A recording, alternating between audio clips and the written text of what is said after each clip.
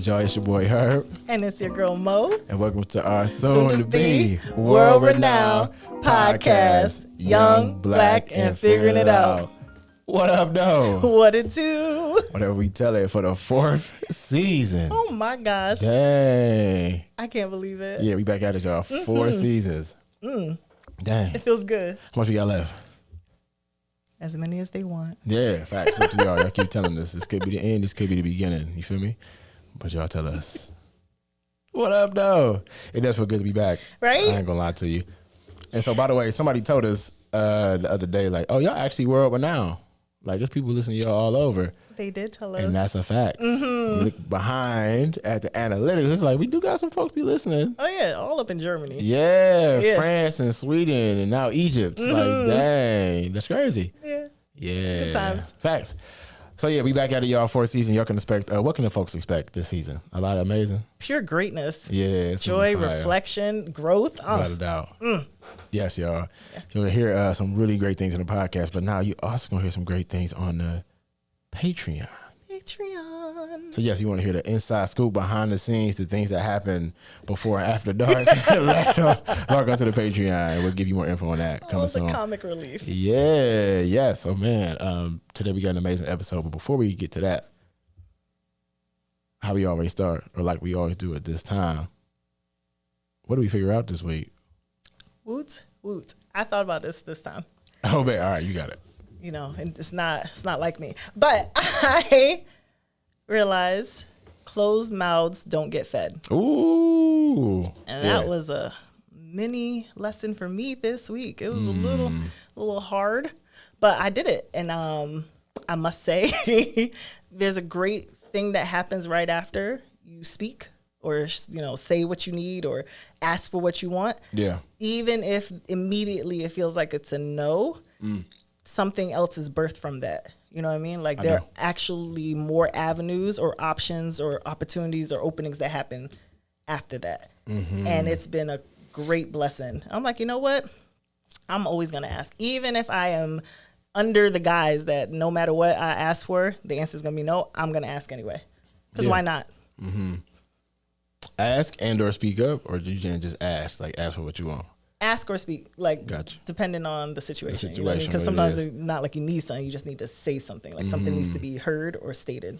Have you seen that work out, or like other folks? It worked out for you? Like what you got you to figure that out? I realize, you know, sometimes you think about a lot of things that you want to do or you're hoping for or you wish would change. Yeah. And you don't do anything about it. You're just like, only if. I'm like, you know what? I'm gonna say it. And why not? What's the worst that can happen? And I realized there was a good 5 different opportunities that came up from asking for one thing, right? So the one thing I asked for is likely not gonna happen, which is okay. Yeah. But the other things that came from it are gonna get me exactly where I'm trying to go anyway. I like that. I am thankful, and thank you. Yeah, it's like I was thinking like responsibility for you know. It's another word I'm thinking about. It'll come to me later, but it's like taking responsibility for if I want this thing, I can't just hope for it and wish for it. I got to actually claim it and stake it and say, hey, this is what I want. Make it be known. And then may the pieces fall where they lay. Exactly. Yeah. That's what's up. I feel that. Thanks. Dope. On to you now. What did you figure out this week? You know, this was like a combination of things figured out over more than a week, but it really, I think the best way to word this, truthfully, it's kind of getting to what you were saying, the fear, any type of, it's going back to one of the first episodes. Remember you was like, the things that happen are generally internal? You remember that statement? It's the fact that you remember that. It's like, it's like you, the things or consequences of what might happen might be generally internal. It's like, we make things a lot worse in our mind than what they will be in reality. Right.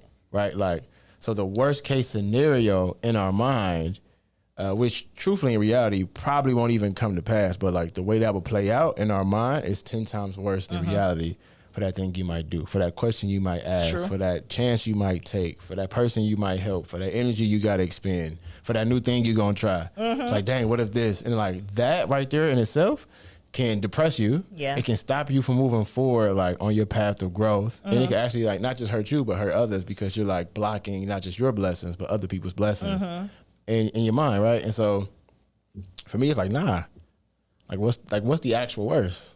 You know what I'm saying? Like, it's really like, just do that. Because like what you think is gonna happen, like rarely does the worst case scenario ever happen. And when it does, it's not that bad. True. Like, it's never gonna be as bad as you thought. Nah. Yes, that's true. It's like generally the anticipation of the thing, right? It's worse than the thing, right? Working through the anxiety. Yeah. And you just never know. It's like if you think something going on, like you got a spot on your hand, you like, dog, this might be skin cancer. Yeah. Like it's over. I ain't going. And then you pull up to the doctor, it's like, nah, bro, that's just like. You good. You just got to go do this and the third. Like, dang, I should have been with it here. Yeah, and sometimes it's like, oh no, it's going to go away. Oh, it's a snap. Put a warm compress. You're straight. Like, that's it. But yeah. Like, you put that in your mind. So 100%. Like, and sometimes the worry and that thought that you can't let go of, like this is going to happen, actually causes more harm to you physically too. Right. So like if you didn't have an issue, now you do. Now you got an issue. Right? Yeah. Yeah, it's like it's more at peace to just like go do the thing. So that's what I learned for sure. You know what I'm saying? Or thought about this week for sure. I like that. Well done.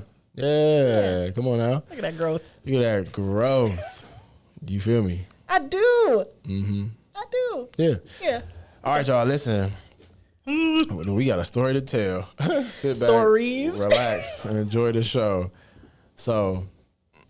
This past summer, YBF, and almost all of YBF, too, went to Egypt. Yes, we did. Not Egypt, New York, because that's an actual place we found out. But, like, Egypt. The country. You feel me? In the continent of? What? Africa. Yes. So, listen, y'all. This was a phenomenal, fascinating, life-changing trip. And you know what? We thought it was timely to bring this back. Because of our second to last episode on last season was about the Queen Cleopatra documentary on Netflix. Yeah, which is centered in Egypt, right? So what a phenomenal time. And when we actually did that documentary, we wasn't even really, or that podcast about that documentary. Right. We weren't even thinking like, oh, we're going to be in Egypt in a minute though. No, so, we really didn't. Nah, we did not. We just did that. And so then we went, so. Yes. So, like, why did we go to Egypt? Great question. We went because our wonderful, amazing, talented manager, who y'all met in the episode before last, if you listened to it or watched it, our girl Say So, got married. Yeah, you feel me? Yes. So we went out there to support. So YBF, really almost all of it was in Egypt. Right. And Say So is also from Egypt, so that is why that was the destination. So went out there for a wedding. Because, we ride or die for our people. Yeah, so, we do. Yeah, we went out there. So don't we have a story to tell? So let's talk about that. There's so many stories. Yeah. Let's just start off with the trip. Before we get into, like, the deep questions, let's just start off with the trip, like. The travel there or when we arrived? Let's like, we'll just share one. You got to hit the Patreon for the rest, but, like, what was one of the most classic stories or moments for you? On the way there? Period. Oh, for the whole trip. Ooh. I'm going to try not to go into too much detail, but driving in Egypt was the most eye-opening experience of my entire life. Let's talk about it. Let's do details. Oh. Yeah. Oh, so, for anyone who, drives in America, you will generally see street lights, or not street lights, like stop lights, stop signs, speed limits. There's like, you got to take tests and you have to signal if you're going to turn or this, that, and the third. There's certain like rules of the road that you have to follow. The line, you got to stay in your lane. Certain lines mean different things, all that good stuff. I was asleep when we first started driving. So by the next day in the daytime is when I paid attention, and my heart, my foot wouldn't stop trying to hit the brakes. My life it felt like it was in danger because there are no stop signs or stop lights or speed limits or signaling. There's none of U-turn when you want to U-turn. There's no crosswalks. There are people, there are pedestrians walking up and through the street, the highway. It does not matter. Now, if anyone's from Brooklyn, I am. And we've been there. and we've endured the traffic and the way people just do whatever they want. It is a very different experience. It was an adventure. Let's call it that. Yeah, look. So yes, and how I found that out, I was like, we landed, boom, and we got there. Like, all right, we got to get to the hotel where we're gonna be staying at and whatnot. So we landed, and first and foremost, trying to find a taxi was tough because there's like a whole situation with Uber that we won't get into right now. Right. But we finally get a taxi. We driving back, and the dude was cool, like a good energy, good Very vibe, nice which is why guy. we said yesterday. And this is in the middle of the night. This like it was like 3, 4 in the morning. Had it been 5 by that point. Yeah, right. So and we had been traveling all day. So all right, let's get back, get to our rooms, and then boom. Right. So we in the car. You fall asleep on the way there. I was right. knocked. So I'm in the back. I'm awake just because off the strength. Like all right, don't know this person. We in another country. I'm just gonna be aware. I'm gonna do that anywhere. Like, but I'm just gonna be aware. So we riding. And I'm watching bro drive, and I'm like, dang, the lane lines don't mean nothing to brother. Like, what's happening? And I'm like, why is he riding so close behind this car? Like, we literally, like, I was in the next car's backseat. Yes, I'm like, yo, I tailgating. could have turned up the radio in the next car. Literally, we were in there, pausing and breaking it. And there's nobody on the road. I'm like, why are we driving like this? Like, stuff is swerving and moving and grooving. I'm like, what's happening? Like, why are we doing this? And I'm sleeping through this entire Yo, thing. and I didn't want to wake you up. I'm like, yo, if I wake you up now, you think we're not gonna make it? I'm like, oh no, it's over. So when we get out the car, I'm like, oh, bro is driving. I'm like, nah. This is, so we risked it with this guy. Right. Come to find out, like, That's just this how is it normal. goes. That was one of the safest drives we had, and it truthfully, like, there was like, if you ever seen Frogger, where like the frog is going across the road, you trying to get hit by a car. That is perfect. That's how it was with the pedestrians. Like, Yes. What'd you say? There's no crosswalks. No.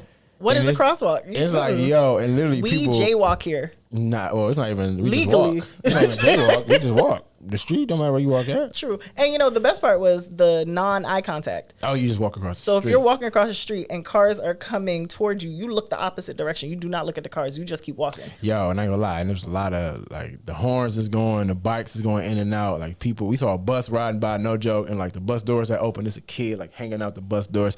And we saying all that for this reason. This goes right into the title of the episode, which is fear does not prevent death. It only prevents life. Yes. And that is a part of the culture that we saw. And that goes Yes. right into our question that we have here is how did the trip expand or challenge our perspective on different cultures or history? And for me, it's like, you know what? All of the boundaries and rules and these are all like societal rules, not things that we must do. Like, Right. if I told you and asked somebody here in America, like, how do you drive? Like, well, you have to stay in the line. You got to do this. And the truth is, like, no, that's what we conditioned to do. There might be a different way. And honestly, there's like the concept of like these constraints, and every culture has what their societal constraints are, right? But the things that we saw is that in our society, very different. And it was a very fearless culture. Like, Yes. seeing that drive and the way people drove, and it's like, we was in the back like, oh no, we ain't gonna make it. Like the whole wedding party, like, oh no, everybody gonna make it. But the truth was, it's like, nah, that's just how people move. And there was no fear. And I actually appreciated that. Like, no, the things that we see is what you have to do here. It's like, no, Versus- fire. Because we were very safe. You know what I mean? Like, I took many naps in these cars. There was, and I mean, as nerve wracking as it is, I think when you're a driver, you naturally get that way. But the level of comfort or relaxation you see in the drivers that were driving us around, I mean, they were chilling because they do this. This is just, you know what I mean? Like, they handled what they had to handle. Nah. If we went up the wrong ramp on the highway, we backing up. We just doing what we need to do. And that was the attitude. And it was one of those where I like that. I think we did this without talking about it at first. We chose to just embrace the culture and be a part. We just wanted to be all up in the mix. It's like, yeah, we're going to adopt the same attitude. Yeah, for sure. What we fearful of? Remember, we talked about that though. I'm saying, like, when we get there. Did we? Because before, we was talking about all the different like things that you might like read online or see whatever. And we had a convo. It's like, nah, when we get there, we're going to just embrace like We these said things. this on the plane? Nah, this was what we were talking about at the crib, because you were talking about the things that we might have saw like you know, folks saying like, oh, it might be dangerous, or this might be going Oh, on, or yes. it might be this, and it's like, yeah, I Yes. hear that, but we don't know that, so like we gonna embrace what's happening. You're in that. right.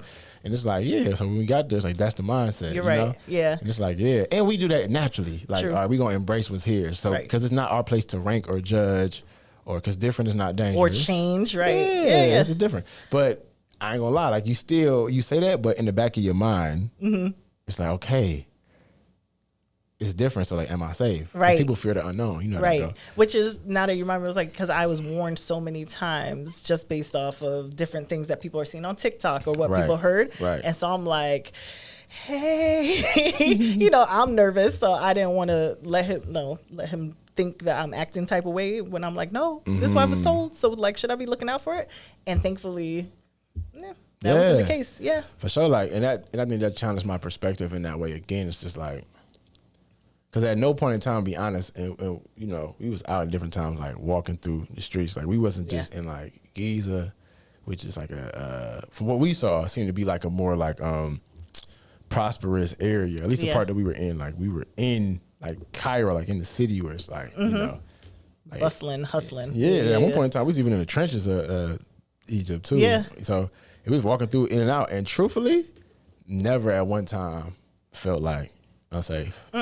Honestly, like moving through. Now we know the language. We ain't know some people spoke English. It's like a lot going on. Like the way you see squirrels running around, it's like dogs out about. I'm like, oh, this is different. Yeah. But I didn't feel safe though, and like that challenged my perspective. Going to the question, like, how did it expand? Right. It expanded me in the sense of like truly experiencing a different cultural norm. Right. Because we did at one time land in Paris for a layover and popped out and went around, and that felt very westernized. It felt like Very America. much so. It's like, did we go anywhere? Yeah. Yeah. It was felt like at we was home. in America where we just didn't speak the language. Right. And the food was bussin'. Oh my God. Bussin'. But besides that, it felt very normal, like we're home. Yeah, for Like sure. we're just regular. Yeah. Fire. But going to Egypt was like complete. It challenged. It like rocked Yes. my understanding of what norms are. You know, and if we were different, we had a different mindset, we could have taken that and like judged that Yes. or whatever. But it was like, nah, this is just different. Or try to change it. Because I think Yeah. sometimes that's what you see a lot of times. And I've heard people not necessarily be pleased with certain visitors coming to their Right. land or whatever, Right. because this mindset of that's not how it's supposed to be. Because that's not what I'm used to. Yeah. And so instead, we were just asking questions, trying to make sure, you know, I didn't want to offend. I was just trying to learn and see and do. Yeah. Cultural humility. You know what I'm saying? That's really what that we exercised that. It was funny though, like to that point, like we was trying to do that so much, even to the point where we was doing stuff that we didn't know. Like, oh, this might be, this might not be, so we just trying stuff. So we get to the restaurant, y'all. Listen, our first restaurant we pull up to, we go to eat. So we trying to make this work. So we like, you know, I go to my phone and like everything was in Arabic. So I'm like, dang, I can't read what I'm trying to eat. And so. it wasn't a menu that you could see to even do the scan like type Google of Translate thing. and whatnot. Nah, You can't do none you of had that. you had to see it on your phone. So it's a wrap. So I get to bro and I translate on Google Translate like, yo, chicken shawarma. Like, let's try that. I know that. I love that. What's up? Bro got it going. So they came out. So they go, we finally work it out. We make communication happen and work. So shout out to technology. Yes. And one of the examples of the ways that it helps improve people's experiences. So we figured out, bro goes back, brings out the food, and it's the chicken shawarma, and then there's like different things. And then there's like vegetables. And one of the vegetables is like a pepper, like a jalapeno pepper almost, right? Yeah. So it comes out, and the food comes out with gloves, like plastic gloves. So Not latex, just nah, it's regular plastic gloves. So I'm like, what's these gloves for? You know what I'm saying? And we're like, nah, I think you got to eat with them. I'm like, eat with gloves? Like, yeah, we gonna eat with the gloves. Y'all, listen, she go in there, throw on these gloves, and proceeds to eat her food with plastic gloves on. Wait. We look around the restaurant. I see not a person using gloves. Like, maybe this is normal. What you supposed to do? In my defense, no one else was eating really. They were drinking drinks, right? They were And like hookah. sipping on, they were doing hookah and they were sipping on like smoothies and the smoothies. and bobas and all kinds of stuff was happening. He also put those gloves on, mind you. We both put on the gloves. He just chose to take them off while I continued to eat my delicious meal with some gloves on. Cause my like I was rationalized, and I'm like, I'm not gonna eat with these gloves. Like I just can't do it. Like this could be the thing. I can do it. This is what was missing though. Because you got people thinking that I'm just ridiculous. Oh, there weren't any napkins? There were no napkins. Yeah, what didn't we do? Ask. We did not ask, but I mean, to the credit of this great waiter, because we just had no one knew any of each other's languages, right? Yeah. And he was so kind. He was patient. He was chilling. But I did not want to bother this man because I knew going through trying to get food, it was work. Translated. It was like, ooh. I know this in the back, like, y'all see these Americans eating with their gloves? Like, what's going on? They did not judge us. There? He judged me. This man judged me fully. No one else judged. Yeah, but it's funny because afterwards, because when you ask for napkins, I'm like, damn, let me use these gloves to wipe my hands. And you like, hey, my hands is clean. I got the gloves. Like, okay, I was happy. You hear me? For sure. But then, we should have asked. So in there with the wedding party, the entire wedding party, we should have asked, or the people who came to the wedding on the boat, we should have asked like, was y'all eating with gloves? But we ate there too. Ain't nobody had no gloves. I was like, yo, where the gloves at? But anyway, so you were looking for gloves the entire rest of the trip. I'm like, yo, is this a thing? This is just a great restaurant that said, why not? Why not help? I ain't gonna hold you. I gotta ask ChatGPT, like, what's the gloves for, y'all? But that's okay. Let me pull up on chat. But yeah, so yeah, definitely different culture, man. And just honestly, so one thing that did stand out though, was the just the connection and the like. There's like a deep rooted connection and pride in being Egyptian over there. Yeah, you know, like you can feel like it's like, yo, we Egyptian, like the nationality, like it's a proud nationality. And the places we were, right? So we didn't go everywhere, so it might be different experiences throughout there, right? For different people, right? For sure, right? What we saw though, universally, was that kind of like proud and pride, and you know, to be an Egyptian, which that was tough. I saw that, and the connection back to the history, like they really.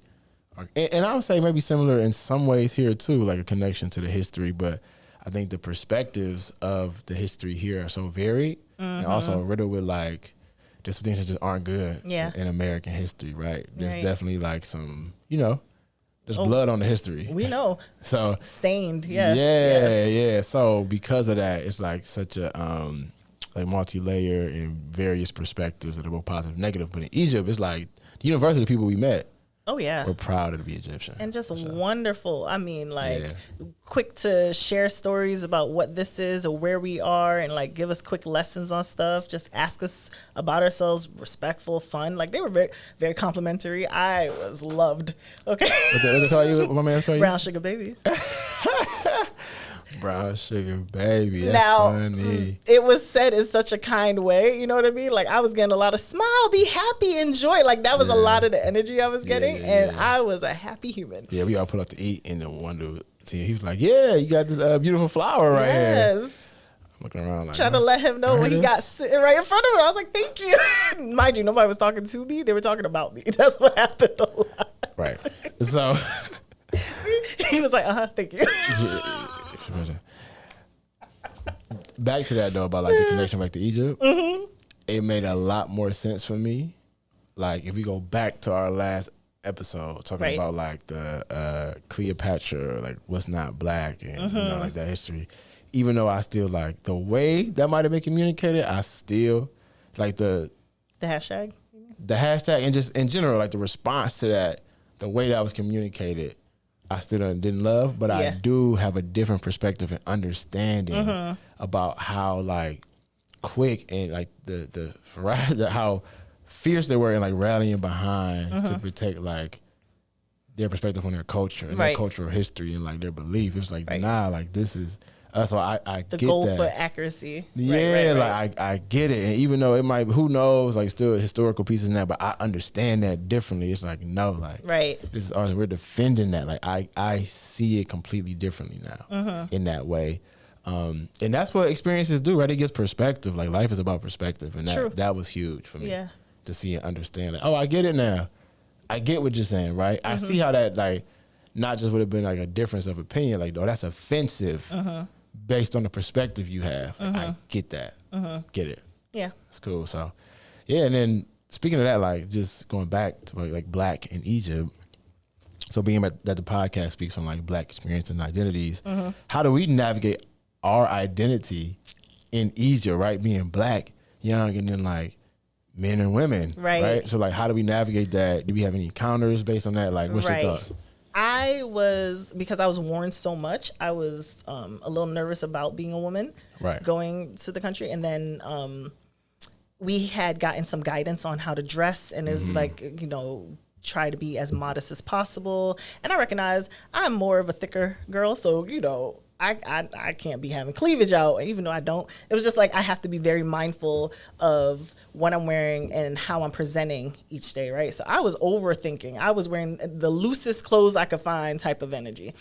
And so my expectation going would have been a lot more harsher toward me based off of my gender, right? Like you being a woman. Yes, I thought. I was like, because I'm a woman and I present as a woman, they may treat me like less than. And I was doing too much reading of different people's experiences. So the whole time I'm like, hey, Herb, like, please stay near me, stay around me. Please don't just have me out here, because I was so worried about what may occur.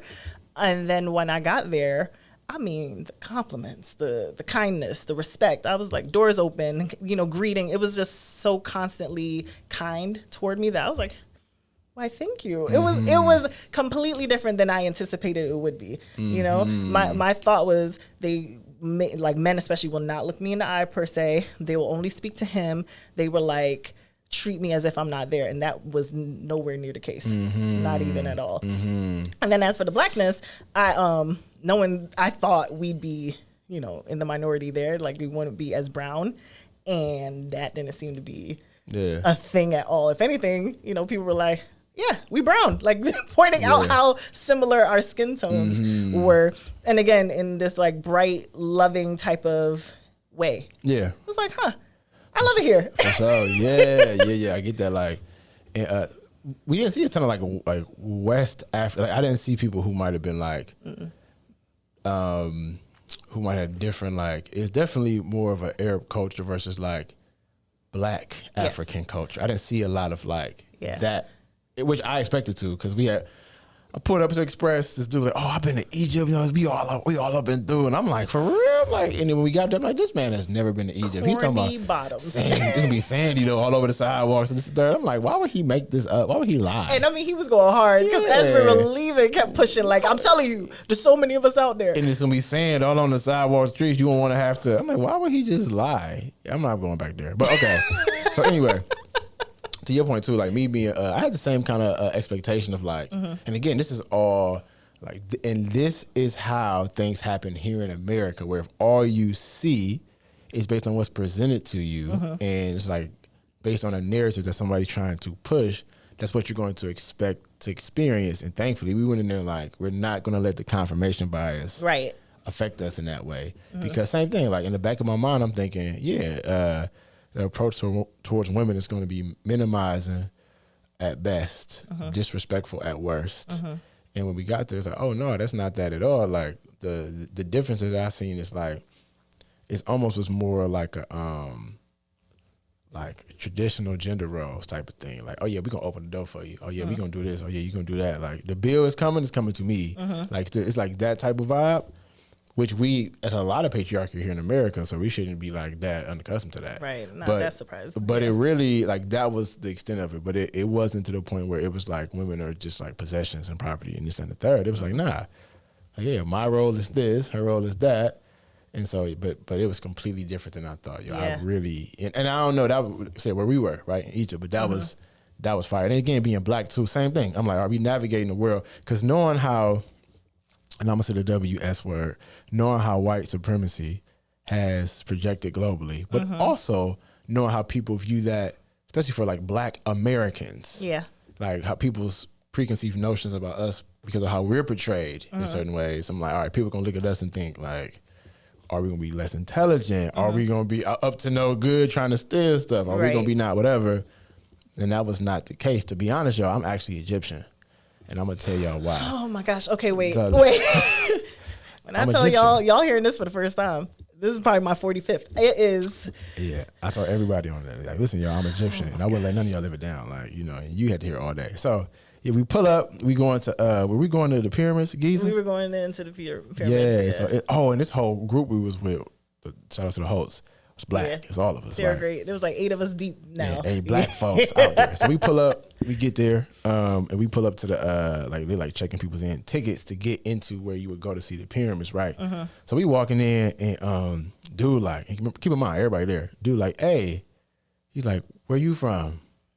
I'm like, America. And I just said New York because people, but Detroit they ain't gonna know. I'm like, New York. He's like, nah, you from Egypt? You Egyptian? You look like me. I'm like, hey, did y'all hear that, y'all? Yes. I'm Egyptian. I watched it happen. It was over. He didn't say it to anybody else. Yeah. And this man has been so I'm happy to be Egyptian. Egyptian ever since. Then we pull up to the actual pyramid. And this dude's outside, like, they like selling stuff like scarces in the third. Bro, like, hey, like, you Egyptian. Another one. I'm like, oh, I'm Egyptian. If you want my theory. And I'm Ramses, y'all. So I'm like, okay, I'm out here, y'all. I'm Egyptian. And then, so we pull up to like the last spot we going to, bro, like, hey, he like, hey, where you from? I'm like, Egypt. And what did he say? What did he say though? What did he say? What did he say? What did he say? You don't remember? Nah. He's like, nah, you ain't. Hey, like, listen. But he paused for a minute though. He was like, He did think about it. he's like, is he from Egypt? He's like, yeah, I'm Egyptian, y'all. So just so y'all know, I'm Egyptian. Oh but my no, it was gosh. definitely a much more embracing, like, one. It was a different Yes. vibe. I really, Yes. it was fire. Like, Very loving. I loved it because even when, maybe I'm giving too much, but when we rode some camels, my guy was helping me. He was like, he kept turning around, talking to me, making me feel comfortable because that was scary. yeah, He was for great. sure. Shout out to Muhammad. That was Shout my out to boy. Muhammad though. And yeah, it would definitely. So you want to hear more about this? You got to the Patreon, but we give you a quick story. So this is the fear does not prevent death; it only prevents life type of example. So if you go to ride a horse, if you go do anything here in America, there's going to be a section of a time where you have to train. Like, you're going to do some type of like quick intro. Here's what you do. Here's the saddle and stirrups. Here's how you get to in third. You're going to be with it. All of that is going to be a part of what you do before you start, right? We walk up to the camels. Like, camels are huge. Like, camels are probably, if I had to really say, I don't know, I might be making this up. Like, the back of a camel is probably like 7-8 feet off the ground, at least. I'm just making that up. I have no idea. I'm going to ask ChatGPT in a minute. So, go. We got to do a section on AI because this is to bring somebody in because that's going to change lives. Come on, Chad. ChatGPT. That's my guy. So, we get to the camel and like, all right, get on. So you like, it's like a couple mats over it and you go. And again, this is the fear part, right? Like, you learn by doing. So we get on the camel. I'm in between like the humps, Right. chilling. And I'm like, all right, he's going to tell me like what to do, how I go, whatever. And bro just say, Oh, y'all heard that sound? It's just like, and the camel starts standing up. And when I tell y'all that my heart sank y'all know where. lean back. Listen, all I heard was lean back. That's all he That's said. the only instruction. So I'm just doing what he said. I'm like, I told him, oh, is he Fat Joe? I'm like, what? All I heard was lean back the whole time. And then we get up, literally. I'm like, nah, listen, we gonna die. So that we had probably a 30-minute ride. Keep in mind, the camel is up, it's high, and it's making these noises, and they bumping up against each other. And I'm like, yo. So for the first 10 minutes of that ride, I could not enjoy it because I'm thinking about all the ways that I can die off this camel. I'm like, what if he turn around and eat me? What if he stop and pause and I fall off and get stepped on? Anything. What if I fall off and land on another camel and then that come up and say, hey, I'm gonna sit on this man? Anything happen? Like, nah. Couldn't enjoy it. Your what'd you figure out this week? Definitely circled back right there. Yeah, I hear you. Yeah. The worst case scenario. Yeah, anything can happen. Like, not just do it. But honestly, again, you go through that, it's like, oh, this was cool. And what really made it chill was the fact that they were so chill. Like, one dude on the way back, he pull up, he got his legs crossed on the camel. Chillin'. He like, yo, relax. Why you looking so scared? Like, sit up. Nah, you good. Chill. I mean, you want to sit like this, teaching us how to sit. I'm like, bro, you do this every day. I can't say for me. But I loved it though. Yeah. That's all I wanted to do going over there. Okay. That is all he said. I was like, oh, they do that there? It didn't even cross my I mind. love animals, so let's do this. And how here was I how was. was that experience for you? So I did first. Like, they put me on the camel first. Now, I am, between the two of us, I'm the cat. I'm the scarediest one. Oh. You feel me? I am like, no. Every time I kept trying to put you in front. They're like, no, come here. I'm like, all right. They say, put your foot in on the little stirrup thing. I put my foot in, swing my leg over, and then all of a sudden we up. Lean back. Now, the problem was how the camel gets up. is its hind, like its legs, back legs come up first. And you are ready to plummet forward. And I'm like, oh, when I tell you, I held on for dear life because I'm like, it's over. This is it. This is it, right? But again, I'm in front. No one else is next to me. No one's with me. I felt so alone. I'm like, God, please help me. Good question. I was going to make it. What would have been worse? You think physical or the pride if you would have fell off the camera in the beginning? Like, you wouldn't have made it up. Like, there's no way I was going back. You know, it would have been a mix of the two because I don't get embarrassed too easily. But fall off a camel? But when we were in a section where it was camel land. Like, there was bad people and camels. You know what camels do? They eat and then so it was everywhere. And I would have been so sad. Yeah, we would have had Mind you, this was our first activity for that day. And I didn't eat. And the sun was on us. You remember? Because the oh, yeah, for sure. Right? Yeah, the pyramids were closed. Yeah. And so I'm like, okay. And so I'm in the front. I can't watch anybody and anything. And I don't know if I'm sitting correctly. I'm just leaning back the entire time. I looked uncomfortable. So beautiful Muhammad turned around. Now, Muhammad had to have been 16 years old. He was a kid. You know what I mean? Like, he was a kid. He's looking at me, smile, be happy. This is fun. And would it stop encouraging me, which I really needed, right? Because I couldn't see how, if I was doing it right or what was happening. Now, anytime Muhammad let go of the string, I'm freaking out because I'm like, my camel going to run for it. My camel was doing some kind of dancing underneath me. And I didn't know what was going on. And I'm like, I'm going to fall. And eventually Herb told me, no, your camel had an itch and it would have stopped trying to scratch. I'm like, it's raising its leg. It's moving its head. It's doing all kinds of things. And I don't know what's going to happen. So Muhammad lets go because he wants to take a picture. And I'm like, oh no, it's over. He starts scratching himself. Muhammad says some sound to him. The camel stops and does exactly what he's supposed to do. I'm like, oh wow. That was what's up though. Yeah, they're well trained. It was like, I encourage anybody to do that. Yeah, for sure. That was hilarious. That was funny. And yes, all that happened. And you know what, like my life. Like what's the word? Like when there's a meaning into what you got on, like the silver line, the silver liner. When there's a meaning into all of that, what's the word for that? The phrase. I can't even jump on this one. No, sorry. Like, so like, I'm like the deeper meaning, the root. I ain't gonna hold you. Like something to take away from that. There we go. A great takeaway. Yeah, a great takeaway. If you like sift through the experience we had, was honestly for me was like there's like this world energy that's all connected, and like the more calm I was, I felt the more calm like the situation was, and the more calm my camera was, the more calm the trip was. Like, and their calm helped me. So like I was following their lead, and them being like the folks who were helping like actually navigate the camels. They're like the camel trainers doing the camel tours. The camel tours. They legit was just chilling. I mean, they were having the best conversation because I'm right in front. So I'm watching them chilling, talking about life, talking about all kinds of things. Yeah, and they just literally like looking at you like, yo, relax. Yeah. And that, honestly, that confidence, that permeates like, yo, you good. You know what I mean? So that actually, that was fire. Like that really, and that goes back again to the title of the podcast. Like, it's like, nah, you good.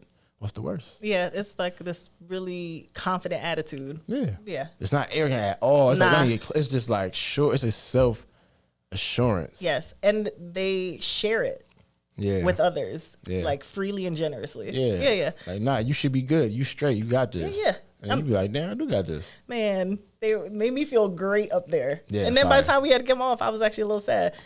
Yeah. Yeah, it's tough. So that's, last question coming up in this. Were there any, like, what moments on our trip that we just felt amazed or surreal, like, dang.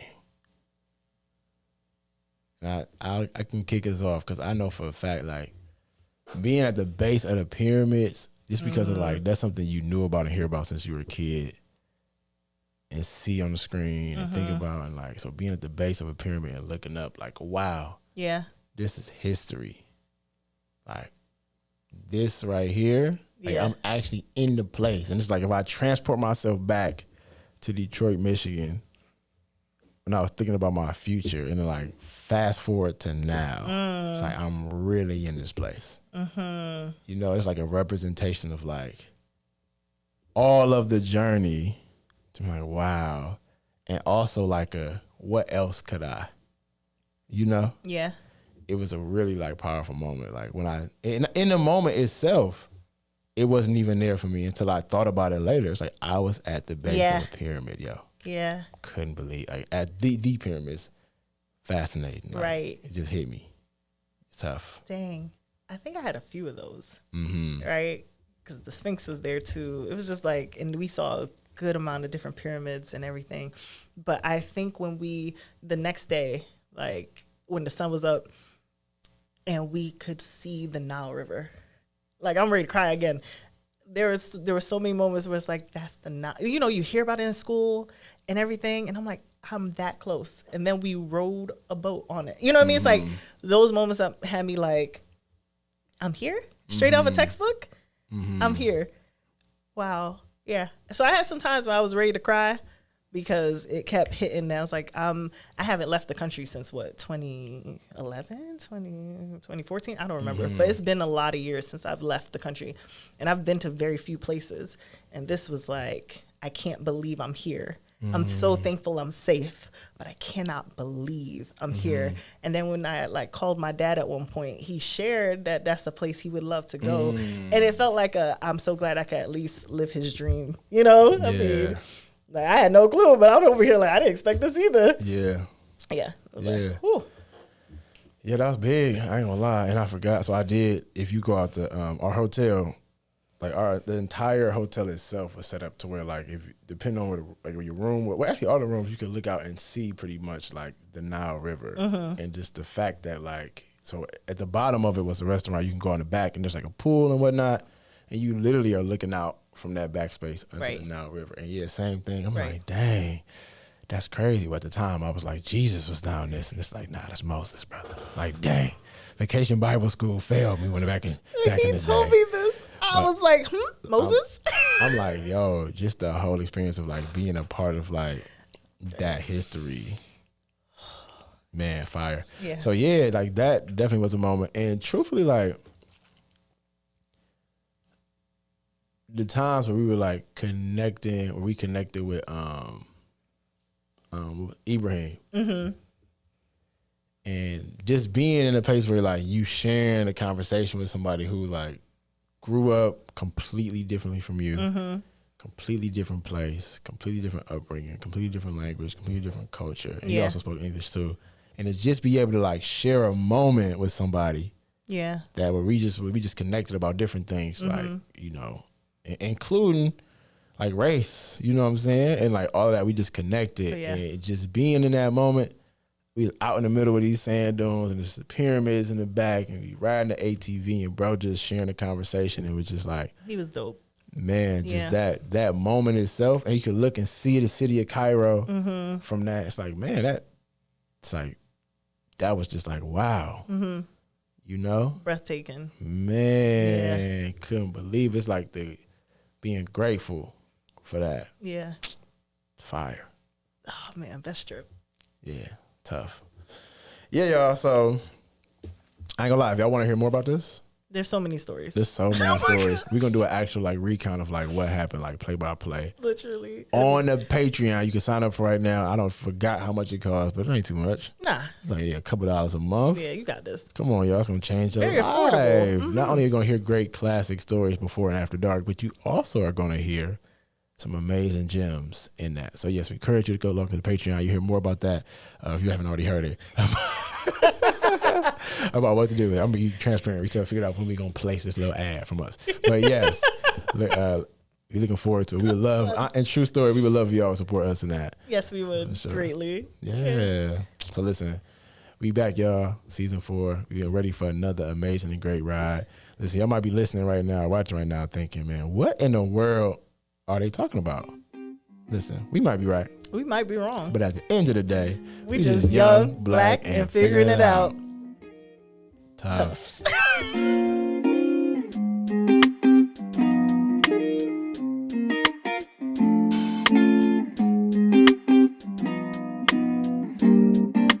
DC on the track, boy.